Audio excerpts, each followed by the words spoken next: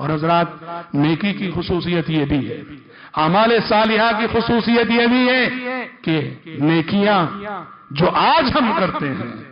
وہ نیکیاں مستقبل اور فیوچر میں ہماری نسلوں میں اپنا رنگ نکھارتی ہیں۔ یہ اللہ کا قانون ہے کہ آبا و اجداد جو نیکیاں کر کے جاتے ہیں، اللہ رب العالمین ان نیکیوں کا اثر ان کے ابناء و احفاد میں دکھاتا ہے۔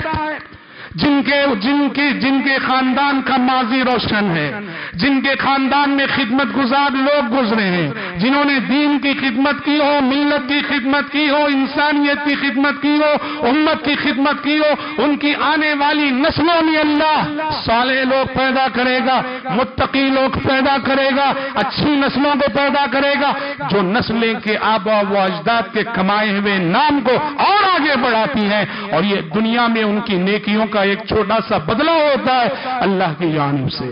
اللہ آبا و اجداد کی نیکیوں کا اثر ان کی نسلوں میں دکھاتا اور نسلوں میں باقی رکھتا ہے۔ حضرت موسیٰ و خضر علیہ السلام کے واقعے میں آپ نے دیکھا دیوار گر رہی تھی، ایک دیوار گر رہی تھی، خضر علیہ السلام نے سہارا دے کے کھڑا دیا۔ موسیٰ علیہ السلام نے کہا کہ ایسا نہیں کرنا چاہیے تھا، آپ کو گرنے دیتے اس دیوار کو، اس لیے کہ یہ اس بستی والوں کے گھر کی دیوار تھی جس بستی والوں نے ان کی مہمان نوازی کرنے سے انکار کر دیا تھا، بخیلوں کی بستی تھی۔ موسیٰ علیہ السلام کو غصہ تھا کہ ایک وقت کا کھانا ہمیں کھلایا نہیں، ایسے لوگوں پہ کیوں احسان کریں؟ خضر علیہ السلام نے کیا جواب دیا؟ ٹھیک ہے بخیلوں کی بستی ہے، سچ ہے، لیکن میں نے یہ دیوار اس لیے کھڑی کر دی، یہ دیوار 2 یتیم بچوں کے گھر کی تھی، اس گھر میں 2 یتیم بچے رہتے ہیں، اور اس دیوار کے نیچے ان کے باپ نے مرنے سے پہلے اپنے بچوں کے لیے خزانہ محفوظ کر رکھا ہے۔ وَكَانَ أَبُوهُمَا صَالِحًا، ان دونوں یتیم بچوں کا باپ بڑا نیک تھا، تو اس باپ کے تقوی، اس کی صالحیت، اس کی نیکی کی وجہ سے اللہ کی مشیت ہوئی کہ آج ان یتیم بچوں کی دولت کی حفاظت ہو۔ اللہ کی اجازت سے، اللہ کے حکم سے میں نے پتا چلا نیکیوں کی خصوصیت یہ ہے کہ ابناء و احفاد کی گئی نیکیاں،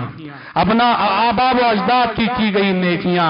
ابناء و احفاد میں اپنا رنگ دکھاتی ہیں، ابناء و احفاد میں مختلف شکلوں اور مختلف صورتوں، مختلف صفات کی شکل میں وہ نیکیاں ظاہر ہوتی ہیں۔ اور حضرات رب العالمین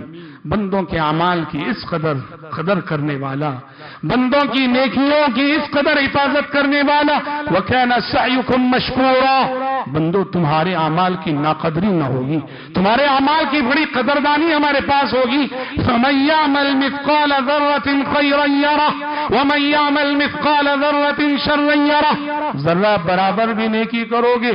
اس کا نتیجہ دیکھو گے، تمہارا ذرہ برابر عمل، تمہاری ذرہ برابر کی نیکی، چھوٹی سی چھوٹی نیکی بھی تمہاری ضائع نہ ہوگی۔ احادیث سے پتہ چلتا ہے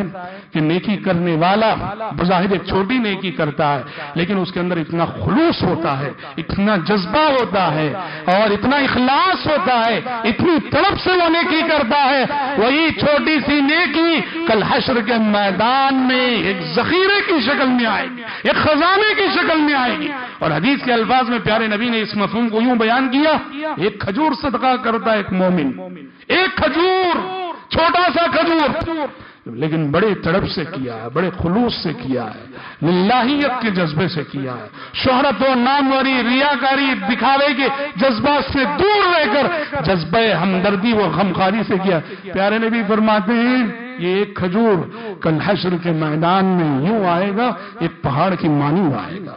ایک کھجور کا ثواب ایک پہاڑ کی مانند۔ سوچئے رب اللہ آپ نے تشبیہ دی پیارے نبی نے، اللہ تمہارے صدقوں کی ویسے ہی پرورش کرتا ہے جیسے تم میں سے ایک شخص اپنے اونٹ کے بچوں کی پرورش کرتا ہے، تم جیسے اپنے اونٹ کے بچوں کی نگہداشت کرتے ہو، پرورش کرتے ہو، رب العالمین تمہارے صدقوں کی ویسے ہی نگہداشت اور پرورش کرتا ہے۔